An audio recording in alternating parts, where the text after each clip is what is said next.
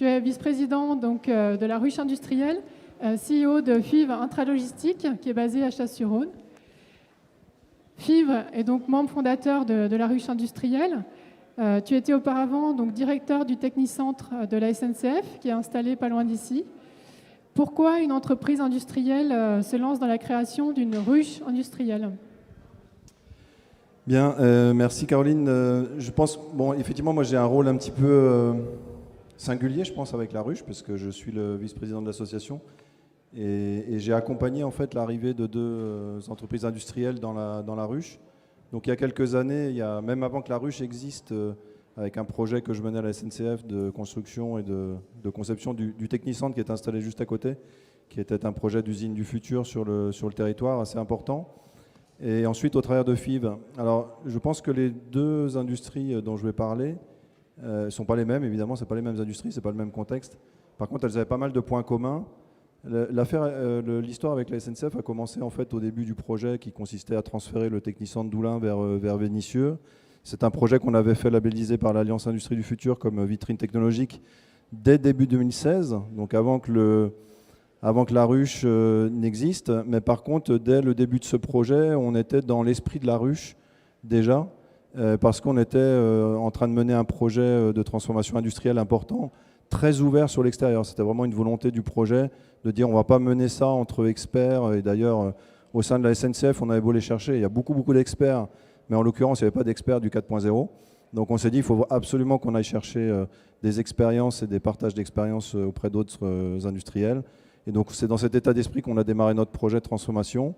C'est dans cette logique-là qu'on a commencé à rencontrer des industriels du secteur, et notamment nos futurs voisins, puisque à l'époque on avait décidé de s'installer à Vénissieux. Donc très vite les contacts se sont noués avec Bosch, avec Renault Trucks. Et donc c'est comme ça que l'aventure a commencé avec la SNCF, avec la conviction qu'il fallait qu'on mène notre transformation avec de la collaboration. Donc l'arrivée à la ruche s'est fait assez naturellement par la suite. Et la différence avec FIV, c'est que quand j'étais à la SNCF et qu'on est arrivé sur ces sujets 4.0, on avait beaucoup de problèmes, assez peu de solutions à apporter dans notre partage d'expérience avec les autres industriels.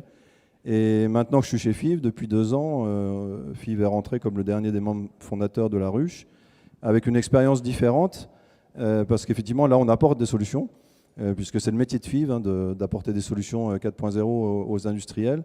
On apporte des solutions, aussi un peu des problèmes, puisqu'il y a aussi des filiales de FIV qui viennent ici pour résoudre leurs problèmes. Donc le contexte est un petit peu différent, mais en tout cas, ça nous a semblé une évidence quand la première rencontre s'est faite entre la ruche et FIV. Il y a eu tellement d'échos, de résonance et de symbiose entre la ruche et FIV. On s'est dit, mais évidemment qu'il faut que FIV soit dans la ruche pour venir partager ses solutions, ses problèmes, et continuer à travailler dans une industrie qui est collaborative, ouverte sur l'extérieur. Voilà un petit peu les deux expériences que j'ai eues en tant qu'industriel. Merci Sébastien. Marc, donc tu es directeur du site de Bosch et président... Tiens, mettre un petit coup de... Hop. Voilà. Président de Bosch Rexroth DSI. En quoi, en fait, qu'est-ce que la ruche a déjà apporté à ton entreprise ? En quoi elle t'a permis de faire des choses différemment que si tu les avais faites en restant à l'intérieur ? Alors oui, Caroline, bon, j'ai fait une promesse à Caroline et je vais la tenir, c'est que je serai court et que je répondrai à ces questions. C'est très rare, c'est très rare. Donc c'est un engagement que je prends devant vous. Et bon, on en est au stade de la promesse, voilà. Donc on va voir. Donc, voilà. Donc nous, on est à la ruche depuis 3 ans et bon, on trouve des choses inédites qu'on n'a pas trouvées par ailleurs, que je vais essayer de vous illustrer par des exemples concrets. Et on va continuer notre contribution à la ruche dans les années à venir. C'est aussi quelque chose d'important à souligner. Alors, qu'est-ce qui est tellement particulier ? Ah, vous savez, ce n'est pas parce qu'on s'appelle Bosch qu'on sait tout, même si on propose beaucoup de choses. Et puis, au bout d'un moment, on a des ornières. Vous savez, on pense maison et on ne trouve plus que des solutions maison. Le monde, ce n'est pas que chez soi. Hein. Le monde, c'est tout l'environnement. Voilà, donc on a déjà trouvé ça à la ruche qu'on ne pouvait pas trouver par ailleurs. Et puis, quand on est un industriel, quand on est un entrepreneur, trouver des idées, c'est très bien quand on a des problématiques. Mais ce qui est encore mieux, c'est la mise en œuvre, n'est-ce pas ? Et la mise en œuvre rapide, ça veut dire on trouve des idées très adaptées à nos problématiques et on les met en œuvre rapidement. Vous savez, quand vous êtes dans un grand groupe, il y a le catalogue, tout est possible, mais il faut les autorisations, il faut les budgets, il faut le temps, il faut les compétences, c'est très très long. Ce n'est pas ce qu'il nous faut aujourd'hui dans nos fonctionnements. Quelques illustrations très concrètes. Donc, on a mis chez nous en place, par exemple, dans nos ateliers, des chariots autonomes qui se déplacent tout seuls et qui transportent des marchandises entre les différents postes de travail. J'aime bien toujours prendre cette illustration. Il y a du Bosch, mais pas du Bosch, pour vous dire, oui, ce que je dis, c'est vrai. On trouve des solutions par ailleurs. Il y a des systèmes de caméras par vision qu'on a pu mettre en place dans un temps record. Et puis, il y a aussi une thématique qui nous est très chère, c'est la continuité numérique. Donc ça, je pense, ça touche les industriels, toutes les entreprises, toutes les organisations. Et on trouve ici des réponses concrètes qu'on commence à mettre en œuvre chez nous sur un sujet assez large qui commence à se déployer. Un autre volet, pour être court, c'est le volet organisationnel et humain. La technologie, c'est magnifique, mais sans les gens, on ne fait absolument rien du tout. Définitif, c'est définitif. Ça ne changera jamais, malgré nos belles technologies. Donc, on envoie de nos gens ici dans des programmes. Et il n'y a pas de question de niveau hiérarchique. Ils échangent avec leurs pairs sur des difficultés qu'ils rencontrent et ils rentrent à la maison dans nos entreprises et ils mettent en œuvre en pleine autonomie. Donc ça, c'est aussi quelque chose qui n'existait pas auparavant.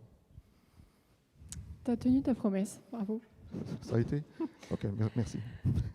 Laure Corriga, donc tu es présidente du directoire de l'INSA Valor, filiale de Lyon.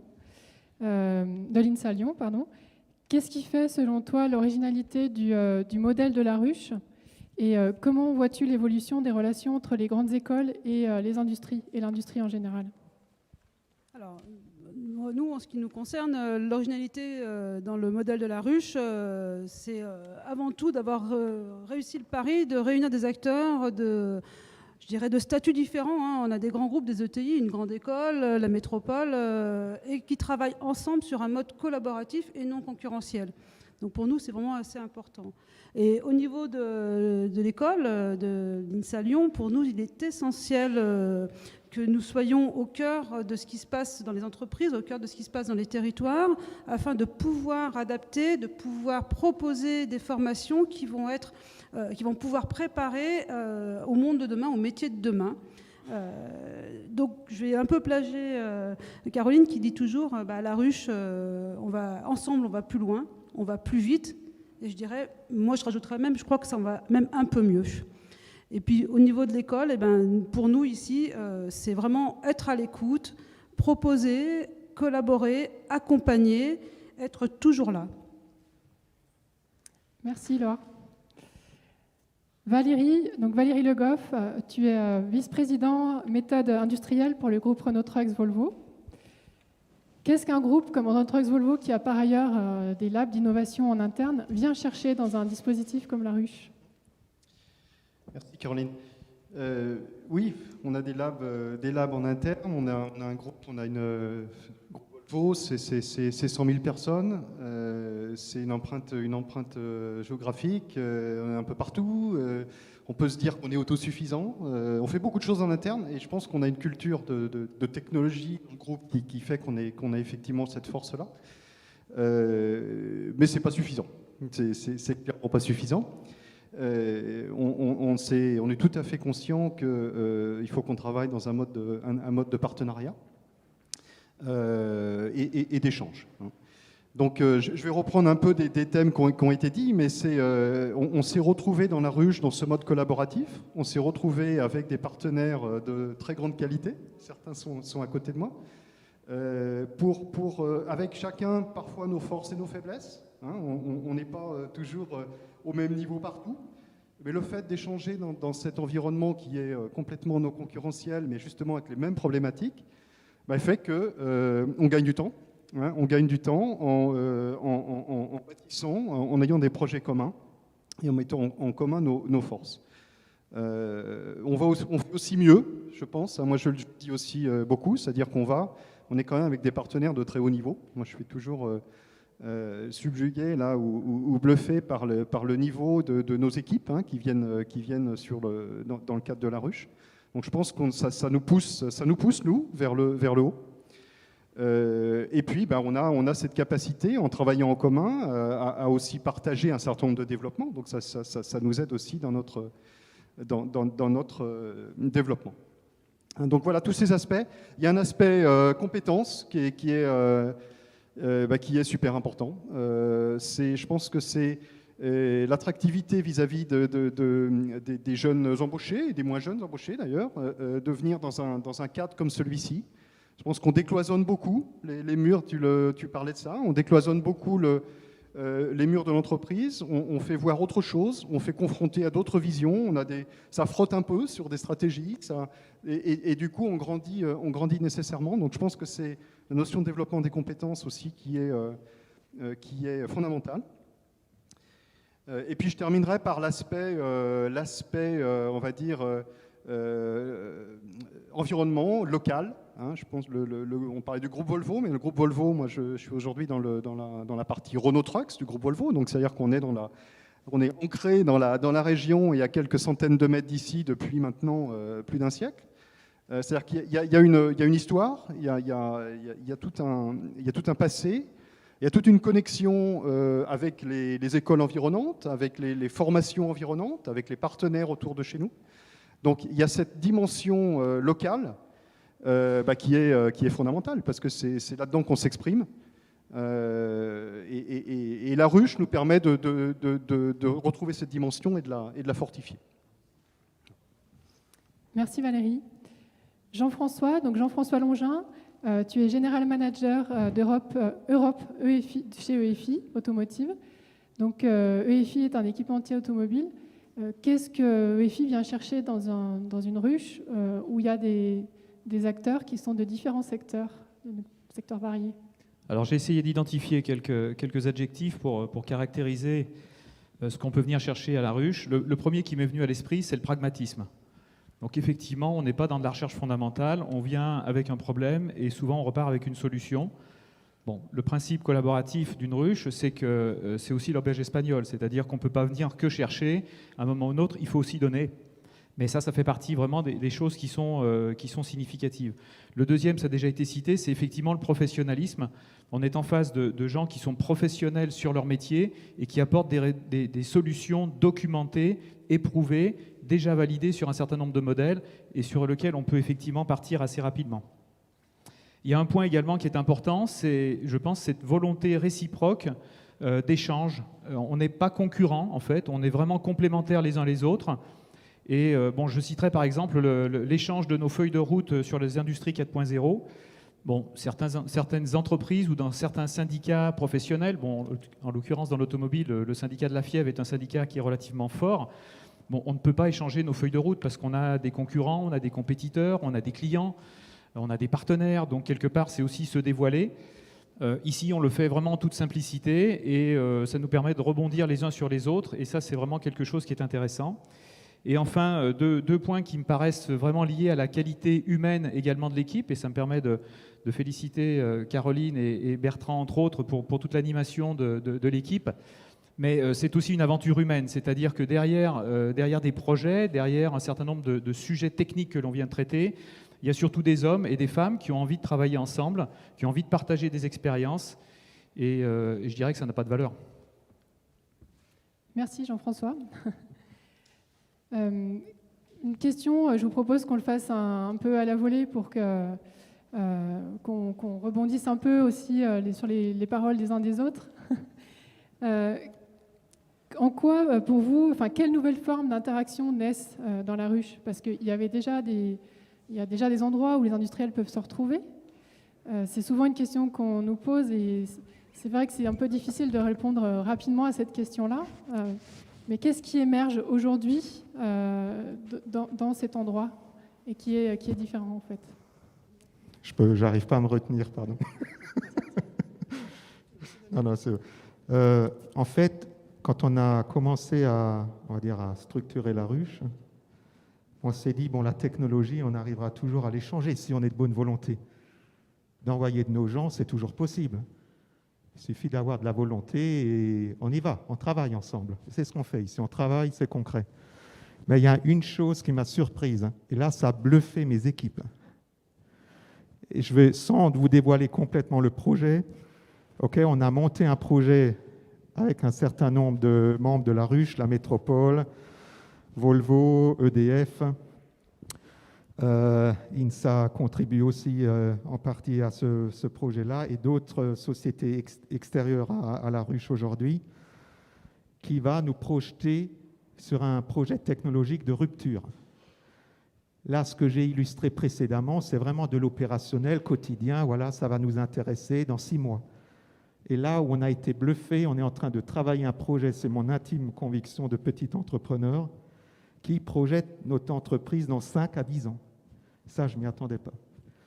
Et ça a été possible parce qu'on a la diversité de la ruche.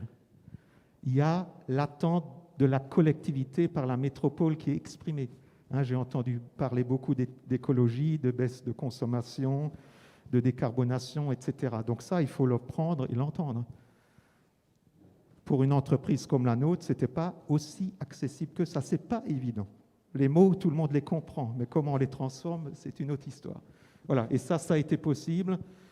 J'en dis pas plus, je vous donne rendez-vous dans 2-3 ans. Il y a un vrai projet de rupture sur la consommation d'énergie dans les engins de chantier. C'est mon intime conviction et ça va projeter notre entreprise dans le futur. Celle-là, je ne l'attendais pas. Merci Marc. Est-ce que quelqu'un d'autre veut rebondir sur cette question ? J'aurais rajouté un mot sur la nature des interactions qu'on trouve à la ruche, c'est que c'est un endroit libéré de plein de choses, par rapport à ce qu'on peut voir dans les entreprises, où on peut être dans un carcan, on peut être sur des habitudes. Là, on est vraiment beaucoup plus libéré. Alors j'en parlais tout à l'heure avec Marc, je crois, cette notion d'impertinence, elle est très très importante sur ces initiatives collaboratives et sur le fait d'aller de mener des transformations avec de l'impertinence. Et l'impertinence, c'est ça aussi, c'est d'accepter de travailler dans des modes de collaboration avec d'autres entreprises qu'on ne connaît pas a priori, qui ne sont pas concurrentes entre elles, ça c'est extrêmement important. Moi j'ai beaucoup connu les relations dans la filière où j'étais avant, de cette filière ferroviaire, où il y a plein de choses de bien qui se fait au niveau d'une filière, notamment en termes normatifs, par exemple.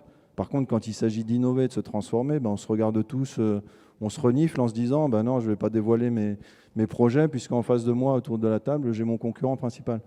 Donc ça, c'est une richesse de la ruche en termes d'interaction. Et puis je pense que le cadre, le lieu, la qualité des intervenants fait qu'on libère aussi beaucoup d'énergie qui sont un peu parfois retenues dans les entreprises. Oui, tu veux ? Oui, je suis parfaitement d'accord avec ça. Ce que je voudrais rajouter, c'est que finalement, moi ce que je dis toujours, c'est que la ruche n'est que ce qu'on en fait, et c'est vraiment à nous d'apporter la valeur ajoutée dans le système. Je pense qu'on a eu un travail, moi j'ai trouvé remarquable là, ces derniers mois, où ce qui est important, c'est vraiment de se mettre d'accord sur les axes stratégiques en fait, ce qu'on veut travailler ensemble dans la ruche, ce qu'on a pu faire. Donc on est sur ces 4 axes qui sont, alors je prends un risque et je les cite, mais une industrie performante, une industrie décarbonée, une industrie attractive et une industrie ancrée dans son territoire. Donc si je me suis... voilà. Donc, et je pense que c'est une réflexion importante parce qu'il faut qu'on se retrouve complètement dans cette définition stratégique et que ça fasse écho à nos stratégies en interne. Ce que je pense on a réussi à faire. Donc c'est vraiment pour moi fondamental. Et ensuite, je vais citer en fait la capacité qu'on a à se réunir, à créer des cercles de réflexion, des cercles de collaboration autour de différents sujets. J'en ai un qui me tient à cœur et qui fait un peu le lien avec la problématique de la journée, mais sur l'économie circulaire, qui a démarré et qui nous aide beaucoup en interne à réfléchir à comment aller vers cette économie circulaire en partageant nos expériences. Et en faisant le lien à ce qu'on veut faire nous sur nos Volvo, ce sont des engins de chantier mais aussi des camions, à travailler sur nos reconversions de camions, sur nos remises à niveau et sur toute la réutilisation et la seconde vie qu'on veut donner à nos différents véhicules, en travaillant sur des problématiques communes, des équations économiques qui nous le permettent, etc. Donc je pense que c'est un cadre qui nous permet d'aller loin et d'aller loin dans cette dimension stratégique. Merci Valérie. Laure, Jean-François ? Oui, bien sûr, allez-y.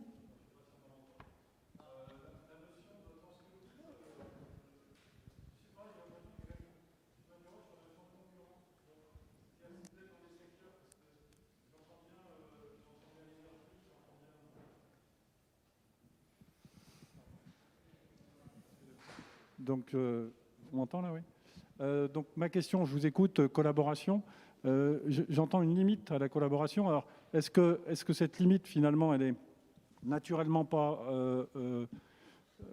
mise en évidence par le fait que vous êtes dans des secteurs qui sont non concurrentiels, peut-être, mais je ne sais pas, moi, si demain, l'un d'entre vous, dans son laboratoire de recherche et développement, de trouver un truc, est-ce qu'il va le partager avec les autres? Enfin, la question elle est directe comme ça.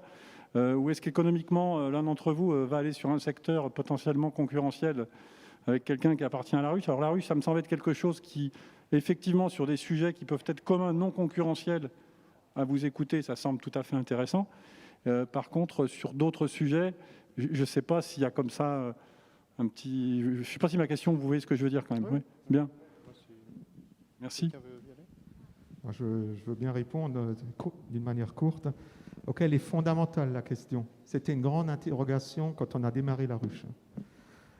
Et je fais la première réponse, c'est vous n'imaginez pas le nombre de sujets transverses, interentreprises, quel que soit le secteur d'activité qu'il y a. C'est un truc de dingue, d'accord? Avec des entreprises seules qui se démerdent avec leurs problèmes. Ça, c'est déjà le premier point, donc il y a de quoi faire. Je vous promets, il y a de quoi faire. Après, on ne va pas sur nos cœurs de métier. Vous voyez, comment je peux dire, notre propriété intellectuelle, là, pour le moment, on n'est pas allé. D'accord? Si à un moment, par rapport au projet que j'ai évoqué précédemment, on sent qu'il peut y avoir un risque, ça existe, ben là, on signe des clauses de confidentialité, on se protège, ça, c'est l'arsenal classique. D'accord? Mais je peux vous garantir, c'est une mine inépuisable de projets transverses déjà qui existent. Et en fait, c'est ceux-là où on ne va pas. On est tout le temps sur notre cœur de métier. Tout le potentiel, il est sur le reste. C'est ça qui est intéressant. Mais ça pourra se produire. Et bien là, on trouvera une réponse, une clause de confidentialité, un contrat, je ne sais pas, on verra. Bien sûr, on n'est pas naïf non plus. On se protège. C'est une question importante. Je peux ajouter, vous avez raison, et la ruche grandit, et forcément, en grandissant, on va avoir des interactions, des interconnexions qui vont arriver. On en a déjà sur des petits périmètres. Donc ça arrive. Donc on n'est pas, comme disait Marc, naïf sur ce sujet. On est en toute transparence. On travaille avec le dispositif de confidentialité qu'on pourra développer s'il le faut sur des activités plus précises. Donc on a bien, et les personnes qui viennent ici sont pleinement conscientes de ça. On n'est aucunement sur les questions de concurrence, de marché, de volume de prix, ça c'est absolument clair. Là on respecte absolument, mais on en est conscient, mais on respecte absolument, ça c'est hors champ, on va dire, de nos discussions. Même si on a pleine conscience de ce qu'on vient y faire. Après, on sera capable d'étoffer, s'il le faut, un certain nombre de dispositifs. Aujourd'hui, on a peu rencontré ce besoin, puisqu'on est, comme tu le disais, sur des activités purement de pratiques industrielles, qui sont finalement assez indépendantes des produits qu'on développe chacun. Oui, on est vraiment sur le procédé, le changement de l'évolution du procédé industriel. Et ce qui est intéressant dans un dispositif comme celui-là, c'est qu'on a les acteurs de l'institution qui sont là avec les ambitions territoriales et qui sont mises sur la table au même titre que les enjeux des industriels. Et c'est cet alignement qui, à mon sens, donne de la puissance à un dispositif. Des industriels qui s'appuient les uns sur les autres à l'échelle d'un territoire, qui jouent collectif, mais avec l'institution qui va donner ses orientations, ses attentes, et on a une vraie collaboration. En tout cas, c'est ce que ce collectif travaille à faire. Jean-François, tu voulais...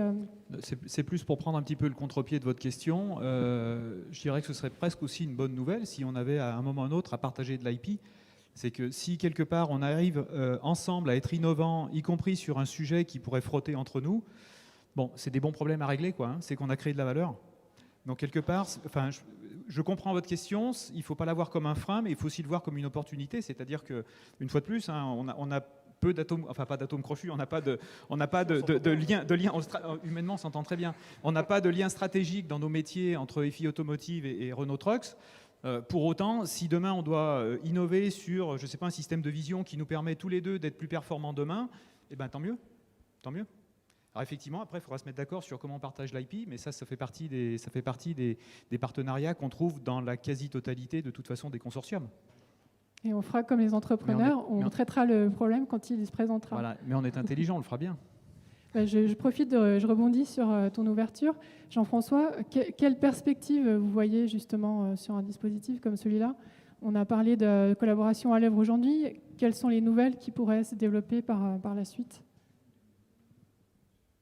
Je commence. Toujours. C'est de votre faute. Hein. OK, comment va évoluer la ruche? Alors moi, je dis, j'ai un principe, j'espère que vous avez bien cerné quelque chose de fondamental. C'est une association. Ce n'est pas une société de service. OK, vous ne venez pas à la ruche, vous payez la cotise, vous adressez vos points, vous partez et vous attendez que le résultat arrive. Ça ne se produit pas. On paye la cotise, on bosse avec les autres membres associés, des projets de manière collaborative. On essaie d'identifier la meilleure solution par rapport à son problème. Et j'aime bien souvent dire, on rentre avec les bonnes questions, rarement avec la vraie solution, mais au moins avec les bonnes questions. Et après, on bosse à la maison. Hein. Donc, c'est une association. Donc, la question se pose du devenir d'une association. La ruche, elle sera ce qu'on en fera, en tant qu'acteur dans la ruche. Donc, je ne sais pas ce que ça sera. Elle commence déjà à bouger. Hein. Elle a 3 ans, il y a des questionnements, il y a des petites frictions. C'est un collectif, hein. Il est tellement divers qui se cause. Ça, c'est aussi des bonnes nouvelles. Et donc, il va évoluer. Moi, j'ai qu'une attente, c'est que des entrepreneurs, des entreprises, des institutionnels, des organismes, le monde éducatif, d'autres pans d'activité comme la biologie qui viennent avec leur regard, leur réponse par rapport à nos questionnements. Si tu me demandes ce que j'aimerais, c'est ça, encore plus de diversité. Vous pouvez nous donner un exemple de réalisation concrète? Vous pouvez vous retourner, donc il y a le laboratoire qui est derrière. Donc vous voyez des équipements, une mini-usine là-bas qui a été créée par le projet Supervision Connectée. L'enjeu, c'était dans une usine, on a des machines de génération et d'âge différents. Et il y en a qui ont 50 ans, d'autres 6 mois, et de marques différentes. Il faut faire communiquer tout ça pour une meilleure efficacité, performance énergétique, moins de gaspillage. On parle à la fois de performance économique, là aussi, bien sûr, mais aussi de diminution d'impact environnemental. Et dans ce projet-là, le groupe projet a fabriqué cet équipement qui fait 1,20 m de large. C'est un concentré, c'est de l'orfèvrerie, et ça permet de tester différentes solutions de supervision, pour le coup, donc, qui sont sur le marché, et de pouvoir ensuite bien choisir, quand on est industriel, pour implémenter ça dans son usine. Ça, c'est un exemple concret. Et on peut l'illustrer. On a, je pense, 4 ou 5 exemples qui tournent actuellement dans nos sites. C'est-à-dire que c'est ici, mais c'est aussi sur nos sites industriels. Donc on a aujourd'hui des machines qui tombent moins en panne, des gens qui ont développé leurs compétences. On a moins de pertes, on a moins de pertes environnementales au sens général, moins de pertes, moins de gâchis. Et tout ça est effectif. Donc ça, c'est aussi un challenge pour nous parce que on n'était pas sûr, quoi. Est-ce qu'on allait réussir à faire quelque chose? Donc on commence et on va sur le terrain et on voit les choses. Après, les thèmes sont connus, c'est surtout la qualité du travail qui est derrière, hein, contrôle qualité par vision, la continuité numérique, je pense qu'il y a une question pour l'ensemble de nos entreprises. Comment est-ce qu'on fait pour aller de la conception à la vie série et avoir cette continuité qui s'opère? Et puis voilà, donc c'est les pas qu'on a pu faire pour grandir ensemble sur ces sujets. Mais c'est plein d'exemples qui sont déjà dans nos sites industriels. Je voulais juste moi illustrer sur la base de cet exemple de supervision connectée, c'est un projet que je connais bien, qu'on avait beaucoup poussé à la SNCF parce qu'on savait qu'on devait sortir d'un site industriel de plus de 100 ans pour rejoindre une usine du futur avec un vrai problème de connectivité des équipements. Donc on a poussé ce projet-là, on a fait travailler des techniciens de la SNCF sur ce projet. Tout à l'heure, Marc disait Bosch, on n'a pas tout, on n'est pas parfait, on n'a pas toutes les solutions. Par contre, vu d'un industriel comme la SNCF à l'époque, Oui, Quand même si on le dit à la télé. Quand j'ai dit à mes techniciens, il faudrait aller travailler avec Bosch sur ces sujets-là, ils m'ont regardé avec des grands yeux en disant, mais vous n'y pensez pas, nous on est là, Bosch ils sont là.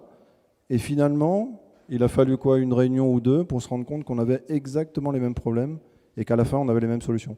Donc c'est juste pour illustrer le sujet, enfin le côté de la capacité de libérer des énergies, enlever des freins qu'on peut avoir dans nos entreprises. Ça c'est juste un exemple par rapport à ce projet. Je crois qu'on arrive à la fin de notre temps, puisqu'on va passer à la deuxième partie de cette table ronde. J'aimerais vous demander, on est sur une thématique de renaissance industrielle, quel message vous auriez à faire passer à l'industrie? Quelles sont les raisons d'espérer pour cette renaissance? À titre personnel, donc EFI Automotive, moi je peux témoigner donc d'une expérience relativement forte, alors qu'on n'a pas fait directement avec la ruche, mais dont on a, j'allais dire, tiré tous les bénéfices, notamment autour du 4.0, des contrôles qualité et ainsi de suite. Bon, on a relocalisé, nous sommes en train de relocaliser une activité, donc EFI Automotive. La punchline, c'est donc nous sommes fournisseurs de solutions électroniques, mécatroniques pour la mobilité de demain. Bon, une fois qu'on a dit ça, on a à peu près tout dit et rien dit. Pour autant, donc, on fait des pièces mécatroniques et électroniques qui vont sur, globalement, les groupes motopropulseurs des véhicules. Alors aujourd'hui, plutôt des véhicules à 4 roues, mais également 2 roues, 3 roues. On verra ce qui va se passer demain. Donc dans ce cadre-là, nous avons développé il y a quelques années alors aussi peut-être vous donner un petit peu le cadre. Donc nous sommes une entreprise de 1800 personnes, 250 millions d'euros de chiffre d'affaires, groupe familial implanté mondialement, sous la pression des gros concurrents. Alors pas en termes de poids, mais notamment nous avons Bosch par exemple, qui est un de nos concurrents. Alors c'est pas la même branche, mais en attendant voilà. On est sur un rapport de 1 à 100 en termes de taille d'entreprise, pour simplement donner un petit peu le jeu concurrentiel dans lequel nous sommes.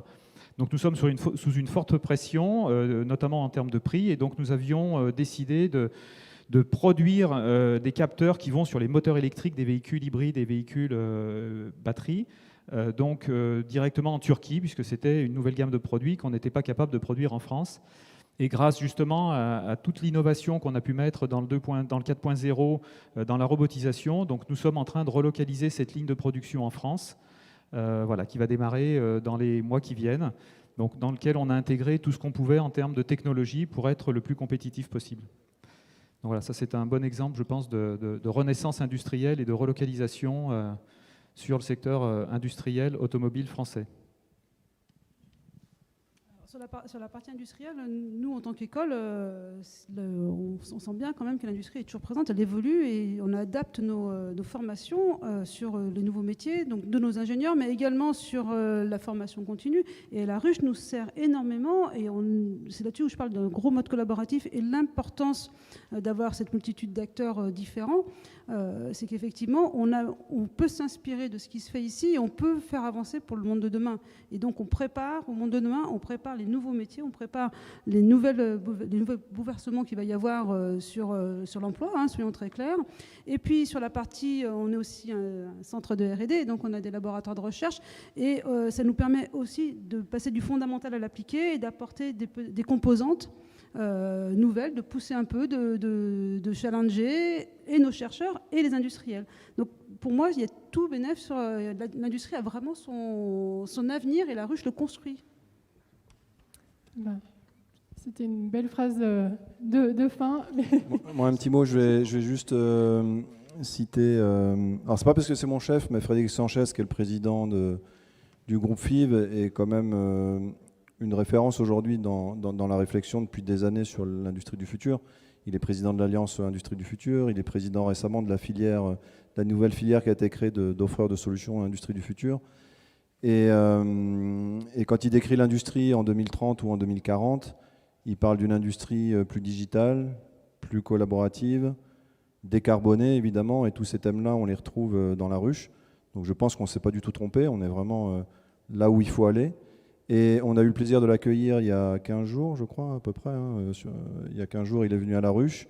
Et enfin, je peux témoigner qu'il a vraiment adoré l'expérience et il a bien confirmé qu'on ne se trompe pas avec la ruche et qu'on va dans le bon sens par rapport à l'industrie du futur. Et je pense qu'au-delà de l'aspect techno, au-delà de l'aspect projet, il y a tout le volet humain. Cet outil, la ruche industrielle, est aussi là pour faire aimer l'industrie. Je finis par cette phrase parce que c'est la raison d'être du groupe FIV. Voilà. Merci à tous pour votre partage.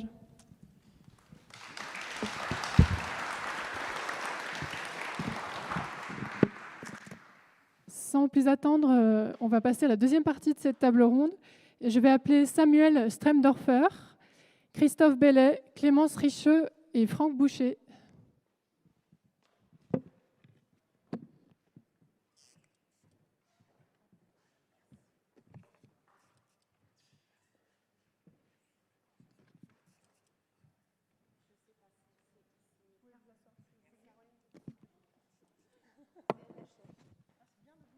Comme vous voulez.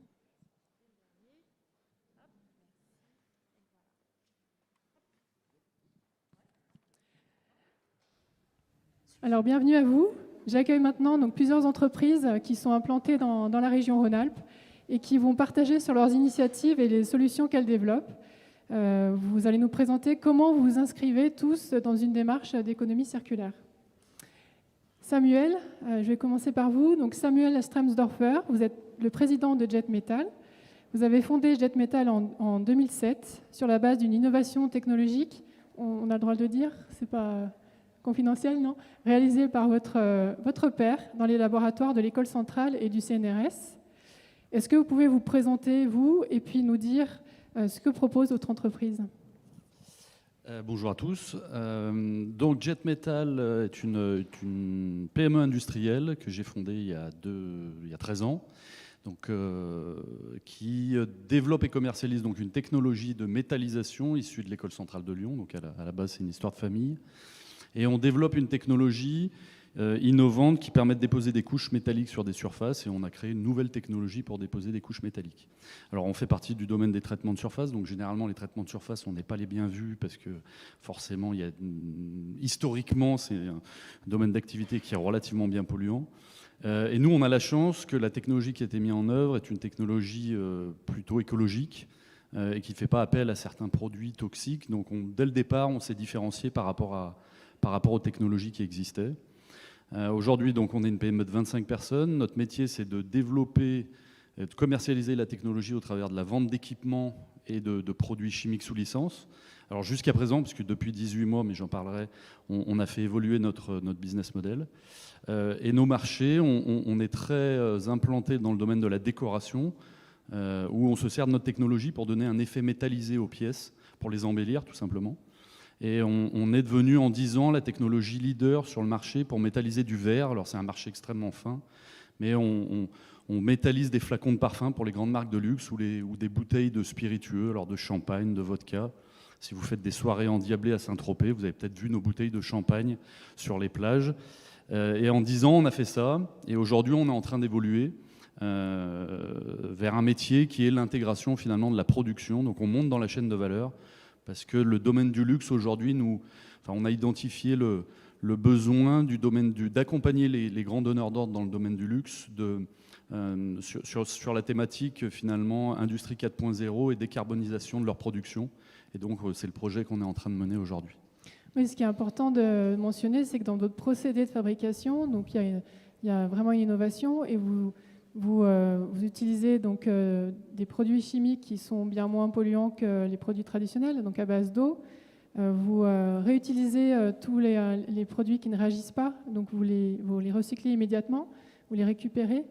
Comme vous le disiez, vous êtes en train de proposer dans votre proposition de valeur même la possibilité à votre client final d'avoir une mesure précise de l'impact carbone de ce qu'il va acheter, de ce qui va sortir de l'usine.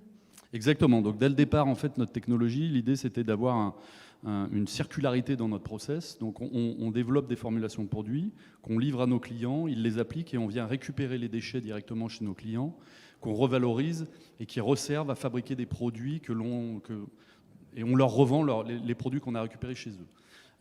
Donc ça, c'était la première étape. La deuxième étape, c'est qu'aujourd'hui, on a identifié le fait que certaines grandes marques de luxe, et on le voit bien dans les grands rapports des groupes LVMH, L'Oréal, Estée Lauder, l'impact carbone de leur production est un des paramètres extrêmement importants et un des KPI qui est suivi au niveau de la direction générale.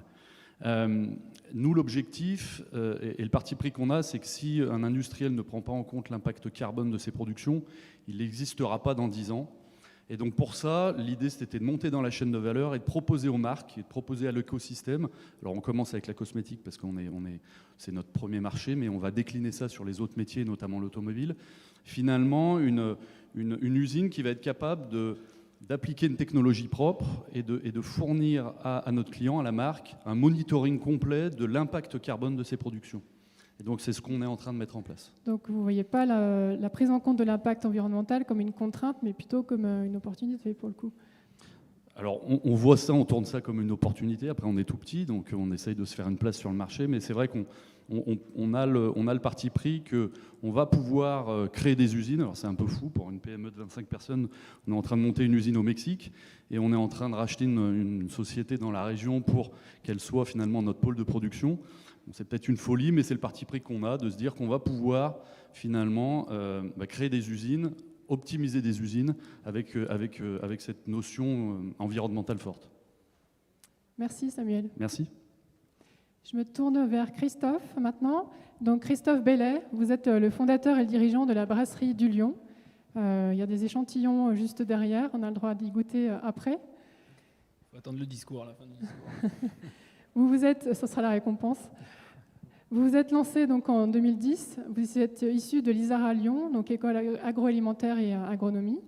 Vous avez révolutionné le procédé de fabrication de la bière avec une innovation qui vous a permis de simplifier le procédé de production.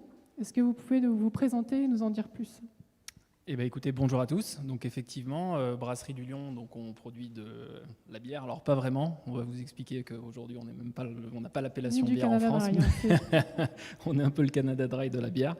Alors on est bien dans le milieu de la brasserie. Aujourd'hui, donc on est sur un produit grande consommation assez simple, mais aujourd'hui, la production de la bière, on parle souvent des brasseries locales. On imagine que c'est assez simple, en fait, qu'il y a un lien direct avec les terroirs et du coup les matières premières locales. Ce qui n'est pas réellement le cas, parce qu'aujourd'hui, en gros, c'est pas comme le vin. En fait, le vin, vous avez donc c'est une fermentation à partir d'amidon qu'on trouve dans le fruit, donc dans la vigne. Vous avez juste à presser votre raisin et en fait, vous avez un jus sucré que vous pouvez fermenter pour produire l'alcool. La céréale, en fait, c'est une réserve d'amidon, mais du coup, qui est un petit peu plus complexe. Et en gros, du coup, on a besoin de malter la céréale. Donc, c'est une étape industrielle qui s'intercale entre le brassage, donc le procédé de fabrication de la bière, et l'agriculteur qui fournit la matière première. Et aujourd'hui, cette industrie, donc c'est une industrie, donc on va accompagner la germination sur des millions de tonnes de céréales qui sont aussi des variétés sélectionnées. Donc c'est une très grosse industrie, localisée principalement dans le nord de la France et le nord de l'Europe. Donc c'est des grands groupes qui dirigent ça, grosse consommation d'énergie, pour un ordre d'idée, et d'eau également, parce que du coup en fait on a une céréale qui est stabilisée, qu'on va réhydrater un petit peu comme des lentilles sur du coton, chauffer pour la germer, pour ensuite la déshydrater. Donc consommation d'eau, d'énergie, et surtout aujourd'hui on a une logique de sourcing au niveau de ces industriels qui est le marché de la céréale mondiale. Donc comme on a un cahier des charges qui est très spécifique, on prend des variétés de malterie avec les capacités de germination, les calibres, etc. Donc ça peut venir d'Amérique du Sud, d'Ukraine, d'Europe, etc. Et on délivre du coup un malt, qu'on soit chez Heineken ou le petit brasseur du coin, tout le monde achète chez les grands groupes de malterie. Donc nous, en gros, on était parti de ce postulat il y a une dizaine d'années, donc il y a un peu de boulot. On a décidé de s'inspirer de technologies de biotech qui existaient. Aujourd'hui, quand vous mâchez du pain, en fait, vous avez des enzymes dans votre salive qui vous permettent de couper les chaînes d'amidon. Donc le maltage, normalement... Rassurez-nous, vous ne mâchez pas votre... Non, mais c'est ce qu'on faisait de façon traditionnelle en Amérique du Sud, par exemple pour les chichas, etc. Aujourd'hui, nous, on est reparti sur un procédé un petit peu qui utilise des biotech, qui permet du coup de travailler tout simplement une matière première brute sans avoir à la malter. Donc on a simplifié complètement la chaîne de valeur et on arrive à réellement retravailler la céréale locale. L'intérêt, c'est que du coup, on saute une étape, économie d'énergie, sourcing qui est facilité, et du coup aussi, ça nous ouvre à des possibilités au niveau créatif qui sont plus importantes. C'est qu'aujourd'hui, on a quelques variétés d'orge présélectionnées par ces filières malteries pour donner le malt, alors qu'aujourd'hui, nous, on peut travailler n'importe quoi comme céréale. Tout ce que vous avez sur le marché de la bière aujourd'hui, des bières au seigle, à l'épeautre, c'est toujours une base de malt d'orge, un peu de farine d'épeautre, un peu de farine de seigle. Et du coup, nous, c'est vraiment notre spécificité, c'est d'être capable de faire des 100% et de travailler n'importe quel type de céréales. Et donc, un deuxième intérêt, c'est que d'un point de vue agronomique, la relation qu'on peut avoir avec l'agriculteur, elle est simplifiée. Et en plus de ça, du coup, on peut travailler une beaucoup plus de diversité au niveau des céréales, et des céréales aussi à plus faible impact carbone, et qu'on peut aussi envisager de trouver sur la planète dans sa totalité. Aujourd'hui, on est capable de travailler par exemple des céréales tropicales. La bière que vous avez en Afrique, c'est un gros marché de fabrication. C'est du malt d'orge européen qui est envoyé en Afrique. Nous, on est capable de faire de la bière avec du millet, du sorgho, du kernza, enfin même des céréales un peu atypiques. Okay. Voilà. Une entreprise et un produit bio fabriqué en local, est-ce que c'est compatible avec une approche industrielle ? Alors nous, on est vraiment avec une approche industrielle à la base, parce que du coup, on a été aussi un peu forcé. Donc moi, j'aime bien ce côté aussi industriel, c'est qu'on est sur un procédé qui est finalement assez simple. Tout le monde connaît la fabrication de la bière, on peut même en faire dans sa cuisine. Ouais.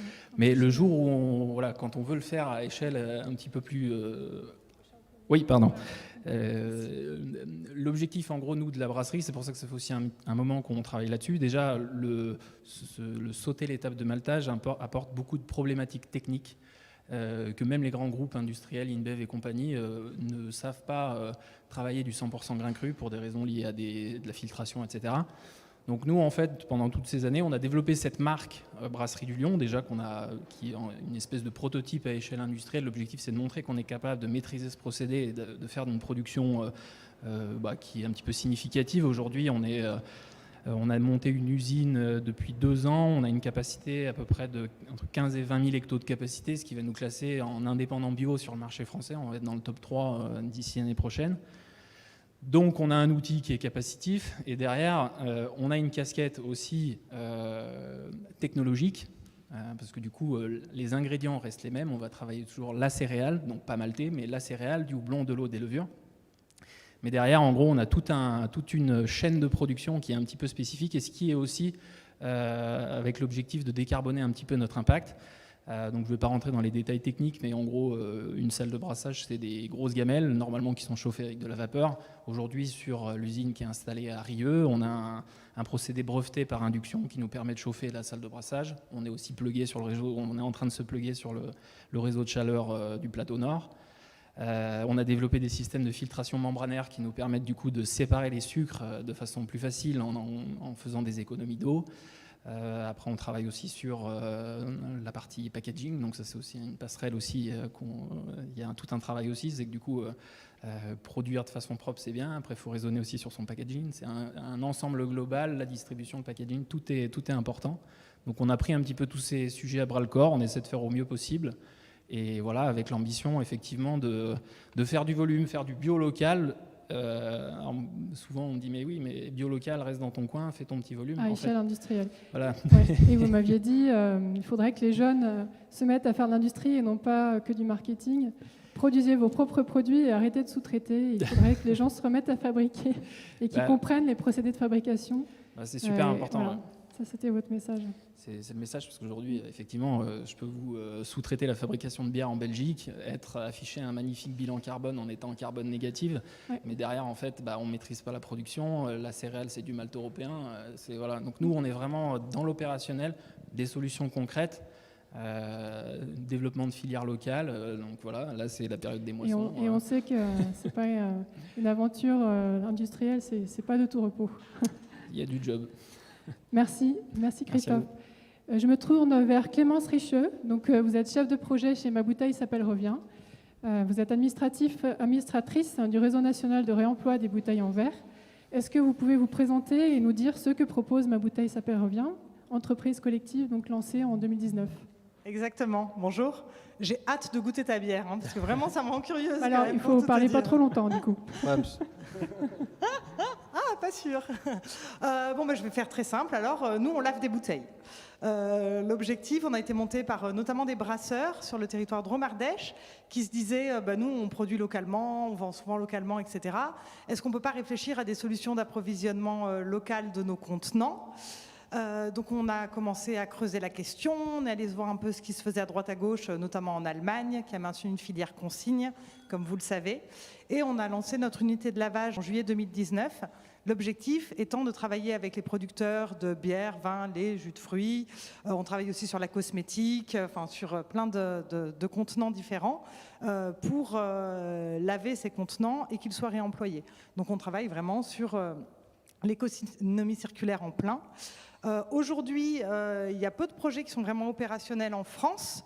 Il y a beaucoup de projets qui sont en phase d'études et qui vont d'ici 2-3 ans mailler le territoire français. L'enjeu, c'est bien que pour nous, et là je prends ma casquette d'administratrice du réseau national consigne, l'enjeu, c'est bien que dans 3 ans, de nombreuses unités de lavage soient sur le territoire français, qu'on ait un même cahier des charges, qu'on travaille de la même façon, de manière à ce qu'un metteur en marché qui soit distribué à Paris, à Toulouse, à Montpellier ou à Valence, puisse trouver des solutions de réemploi de ces bouteilles. Concrètement, que le projet sur place aille collecter ces bouteilles, les lave et les réinjecte dans le circuit local. Donc on est vraiment notre ambition, c'est vraiment de créer une nouvelle filière en France, en parallèle de celle du recyclage. L'objectif, c'est pas du tout d'être dans la concurrence, mais d'être sur la thématique du réemploi.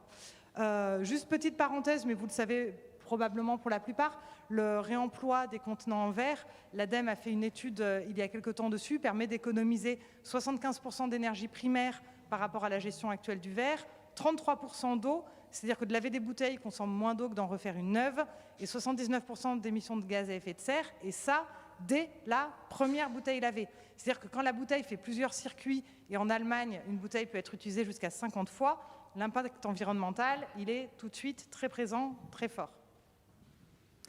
Merci.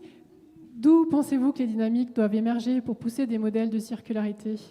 Des acteurs des territoires, des pouvoirs publics, comment les deux doivent s'intercaler? Quel rôle pour chacun? Oui, alors bien sûr, aujourd'hui, les projets de réemploi et de circularité sont principalement portés par des acteurs locaux. Donc nous, on est un acteur de l'ESS, très motivé, qui travaillons sur l'impact territorial et aussi la résilience de nos territoires. Concrètement, la crise Covid a montré que nos territoires devaient être résilients. Qu'est-ce que ça veut dire? Ça veut dire que concrètement, moi j'ai des producteurs qui n'ont pas réussi à s'approvisionner en bouteilles durant la crise parce que les fournisseurs avaient stoppé certains de leurs marchés. On a ça, enfin, vous devez le rencontrer souvent, du coup, les fournisseurs ou qui augmentent drastiquement leur prix ou qui, du coup, sont en rupture d'approvisionnement. Donc l'objectif, c'est vraiment de travailler sur la résilience des territoires. Donc aujourd'hui, les innovations viennent vraiment des projets territoriaux qui travaillent, comme ça a été dit tout à l'heure, je ne me souviens plus par qui, sur un ensemble d'impacts, des impacts qui sont sociaux, nous on est une entreprise d'insertion, des impacts environnementaux, des impacts en termes de collaboration et de dynamique de territoire, de circuits courts, etc. Donc aujourd'hui, on voit que vraiment l'innovation se passe vraiment sur les territoires. Nous, on est vraiment très, très en attente, même si on a été soutenu par les pouvoirs publics. Merci à l'ADEME, merci à la Caisse des dépôts aussi. Et je tiens à remercier notamment Eric Bulkert qui nous a invités aujourd'hui. Notre enjeu, c'est vraiment de pouvoir avoir un positionnement des pouvoirs publics qui soit fort sur la thématique du réemploi, voilà, et notamment avec des ambitions clairement affichées. Aujourd'hui, on ne va pas se mentir, nous on est un peu déçus de la loi climat et résilience qui n'a pas mis une volonté forte, datée dans le temps, du coup, d'avoir un pourcentage de réemploi sur ces contenants. Nous, on pense que c'est indispensable. Aujourd'hui, il y a une pression sur la silice, sur le sable, qui est telle que de toute façon, on ne va pas avoir le choix. Oui, j'allais venir à ça. J'ai retenu de notre entretien que vous aviez quand même un fort optimisme en disant que vous ne doutiez pas que les choses allaient changer parce qu'on allait devoir sortir de l'usage unique du fait de cette pression sur les matières. Oui, tout à fait. Aujourd'hui, si on parle juste tarification, le prix du verre augmente chaque année parce qu'en effet, il y a une pression sur la silice et qu'aujourd'hui, on n'a pas trouvé une manière de faire du verre sans utiliser de la silice. Donc, de toute façon, il y a une pression sur la matière qui est telle que du coup, on va devoir réfléchir à d'autres modes, et notamment celui du réemploi apparaît de manière assez évidente dans ce cas-là. Donc, oui, moi, je pense, je suis convaincue et je milite pour ça que d'ici 3 ans, la filière consigne se réimplante en France avec la multiplication des projets territoriaux. Merci Clémence. Je me tourne maintenant vers Franck Boucher. Donc vous êtes directeur général délégué de la société Valgo. Vous faites aujourd'hui de la valgorisation. Est-ce que vous pouvez vous présenter et nous en dire plus sur votre savoir-faire? Oui, bonsoir. Valgo, c'est une société qui a été créée à Toulouse après l'explosion dramatique d'AZF, et où mon frère et moi-même d'ailleurs, nous avons travaillé à la requalification de cette friche immense. Et l'idée est venue de se dire, et d'ailleurs aujourd'hui c'est le thème de la renaissance industrielle, Et pour ça, il faut qu'il y ait des sites pour les accueillir, ces industriels. Et les sites pour les accueillir, c'est souvent les sites qui ont accueilli par le passé des industriels qui ont arrêté leur activité volontairement ou malheureusement parfois involontairement. Et donc, après 2004, on a créé Valgo, on s'est dit, il y a des friches industrielles, il faut être capable, être en mesure de faire tous les métiers de requalification de ces friches. Donc c'est une vision, une approche un peu circulaire, on se dit, j'ai un déchet ou j'ai une friche, il y a d'abord de l'ingénierie, de l'analyse des risques, de l'analyse matière, et des coûts de transformation à intégrer. Donc Valgo, c'est l'intégration et la valgorisation, c'est la valorisation des friches, en se disant, je vais faire l'analyse des risques, je vais faire le diagnostic, je vais faire les travaux de dépollution, désamiantage, démolition, et je vais proposer un usage futur à un industriel. D'ailleurs, c'est assez marrant parce que je ne connaissais pas la ruche avant aujourd'hui, et j'ai vu que certaines friches qu'on a réhabilitées, les adhérents fondateurs sont venus s'installer sur ces friches-là, et certains adhérents fondateurs sont aussi des clients de Valgo. Donc voilà, c'est ça. Et dans la région Rhône-Alpes, on a fait quoi? On s'est installé en 2012, et en 2012, on a requalifié, enfin à partir de 2012, on a requalifié essentiellement 2 friches. Une qui se situe à Bourg-Saint-Andéol, pour ceux qui connaissent. Alors bon, c'est en limite de la région Rhône-Alpes, mais ça reste dans la région Rhône-Alpes. C'est dans un village de 9000 habitants environ, une friche de 5 hectares, l'ancienne usine Novocéram. L'ancienne usine Novocéram, dépôt de bilan, racheté à la barre du tribunal. On a fait une requalification complète. Et là, je dis merci à l'ADEME, parce que l'ADEME nous a aidés. L'ADEME a financé un pilote innovant de dépollution sur site. Parce que ce qui nous particularise un petit peu, c'est qu'on privilégie systématiquement les dépollutions sur site, les dépollutions dites socialement responsables. On limite au maximum les évacuations de sols pollués pour également limiter au maximum l'empreinte de matériaux naturels de nos carrières. Oui, donc vous enlevez le polluant du sol et pas le sol tout court. Exactement. Et donc l'ADEME a financé un pilote pour un démonstrateur pour montrer une solution qui à l'époque était innovante, c'était en 2016. Maintenant elle est couramment utilisée par la profession. Et ça nous a permis de réaliser ces travaux-là avec un recyclage et une valorisation des polluants et des matériaux au sens large d'une friche assez exemplaire. Aujourd'hui, il y a un permis d'aménager. La pression foncière à Bourg-Saint-Andéol, c'est pas tout à fait ça encore, donc c'est pas si facile que ça à aménager quand même. Un deuxième sujet qu'on a fait, c'est à Valence. À Valence, c'est un dépôt pétrolier, un pétrolier qui se retire de France, un pétrolier américain, et qui avait un dépôt de 2 hectares. Et on l'a dépollué, on l'a remis en conforme à l'usage réglementaire administratif aussi, et on a installé un agrandissement d'un concessionnaire de camions qu'on voit là-bas. Et on a aussi créé un village artisanal avec un aménageur local. Et donc on a réhabilité 2,5 hectares de cet ancien dépôt pétrolier qui devait être en cessation d'activité compte tenu du secteur oil and gas qui subit de grosses modifications à l'heure actuelle, notamment sur le raffinage. Merci. Quand on a échangé et que je vous avais posé la question du lien entre la réhabilitation de sites et la renaissance industrielle, vous m'aviez formulé une phrase que je trouvais assez inspirante: réutiliser des fonciers qui ont servi à l'industrie du passé pour les rendre capables d'accueillir l'industrie de demain. Oui, voilà, si on veut accueillir des industriels avec des projets, il faut leur offrir des possibilités rapides de s'installer sur un territoire où ils sont attendus. Et donc ces anciens sites sont propices à ça, pas tous, mais beaucoup le sont. De façon à ce que notre passif industriel devienne notre actif industriel.